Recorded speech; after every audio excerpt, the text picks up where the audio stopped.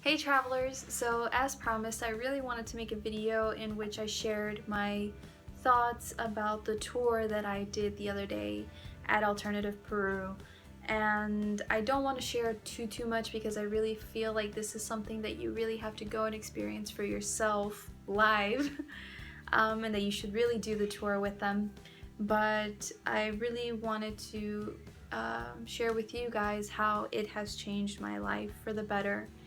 And so I was raised in the States, and a lot of you can probably relate to that if you're from the States. Maybe this also happens in a lot of places in the world, but I remember late at night watching TV and having these infomercials and other commercials come up, and there would be things about helping children in developing countries, and they would show you these images of how they're starving or they don't have this or that, and it would basically ask people to donate in order to help provide these things for these children or communities. And so there was this one instance during the tour where I saw these two little girls going up this dirt road with their little backpacks on, and there's, trash and dust all around them, and they're just walking up hand in hand. And for me, it just really felt like I was in a commercial, like I was watching that commercial live. And it was so surreal to be so close to that kind of poverty and at the same time so far. And I don't live right now in the most beautiful district ever, but my district, the neighborhood that I live in, is luxurious compared to what those people there have. And it just really was a humbling experience for me to see the conditions that these people live in, their struggles, and to be able to interact with them and to hear their stories. And just to give you a little bit of information about why they live in those conditions, basically what happened is a lot of these people immigrated to Lima from the provinces during the era of terrorism in the 80s. They fled because their lives were in danger. And they came here and they basically started from nothing. And they had to take all of these little jobs, and a lot of them didn't have a higher education then, so they basically worked in whatever. And so what happened is they came and they invaded these lands that were on the outskirts of Lima, that were basically just a bunch of, here we call them arenales, like sandy areas or areas made up of a lot of sand, because Lima is a desert.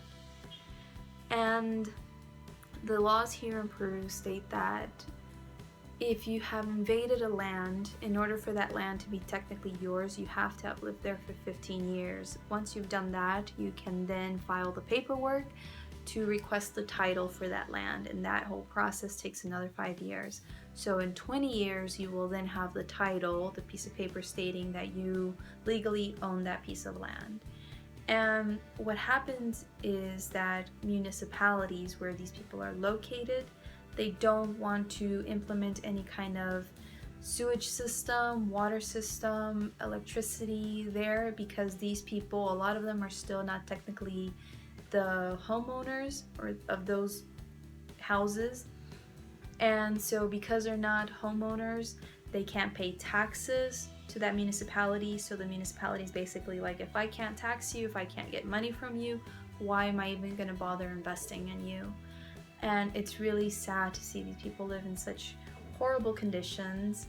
And apparently the water that they do get, they hire a truck, or some kind of truck comes up, and they have to fill these big containers with water, and they end up paying 6 times more for the water than people in Miraflores pay for their water usage. And it was just really crazy for me to see that. I mean, I've seen poverty in Peru and begging and stuff day to day, here in Lima. It's sad, but I've kind of become more numb to it. When I first arrived, I was like crying all the time every time someone would get on the bus like, oh my god, why are these people like handicapped or whatever, and having to beg, and it still brings tears to my eyes, but I'm more numb to it. But just seeing these people, these huge communities of families that have been living in those conditions decades after decades, it just really changed my life, I think. And you know, maybe some of you think I'm exaggerating, but I feel so grateful. I'm sorry for the background noise, my grandmother's boiling some water. But I just feel so grateful for what I have. Like, I don't come from a rich family, but I have everything I could possibly need. You know, I have a nice clean home, I have clothes to wear, you know, I have access to water, to electricity, to Wi-Fi. So many little things that I think a lot of us take for granted, and just being up close to people that don't have any of that, it's a really humbling experience, I think. And I think that it's really life-changing for me, because I've always had this idea, like I've always had this humanitarian kind of, I don't know, like feeling like I'm supposed to help people. I've always, since I was a child, my mother would tell me, you know, when I was really little and I would see homeless people on the street, I would want to help them, and I would tell her like, can we give this person this or that? And I've always naturally wanted to help other people. And so for those of you that have been following me on my other channels and stuff, you know that I'm a health coach now. I'm working as a health coach, I'm starting my business, and my dream is to have so much success that I can be able to help people in my country. And I know it's not going to end world hunger or help, you know, all of the thousands or millions or maybe billions of people in poverty, but it's gonna help make the world a better place, even just a little bit, by helping people here where I come from.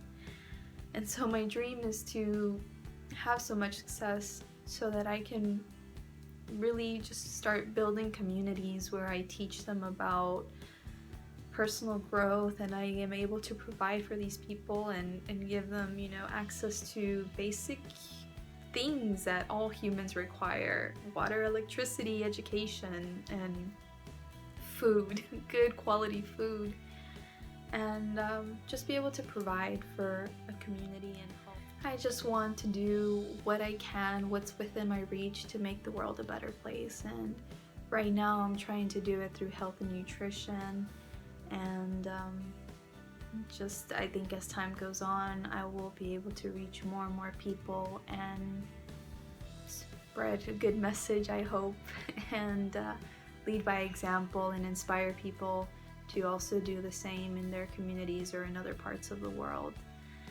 So that's my story. I don't want to tell you guys every single little bit about what we did on the tour. I think, you know, you should pay this wonderful company who is doing their best to be able to provide more opportunities for them, for their community to prosper by bringing tourists to buy their locally made things, or by bringing tourists to donate to the ludoteca, the place where the children go to have a space to just be able to be kids, because, you know, these are low-income families and their kids have to go and work, and legally the kids can work in Peru when they're 14 years old. So these kids, they sometimes get robbed of their childhood because they have to work to help support their families. And so the ludoteca is a place where they can just go and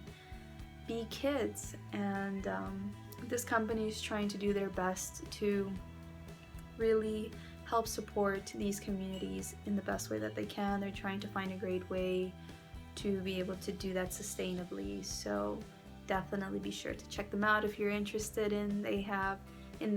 They have a number of other types of tours, and this was like a half-day tour that I got to participate in. And yeah, I think that's it. So if you've liked this video, definitely be sure to give this video a thumbs up or a like. If you want to watch more of my videos on my vlogs or travel advice for when you come to Peru, definitely be sure to subscribe if you haven't already. And if you want to stay in touch with me through social media, you're more than welcome to do that. I love interacting with you guys as much as possible. So thank you so much for your time once again, and I will see you soon. Bye-bye.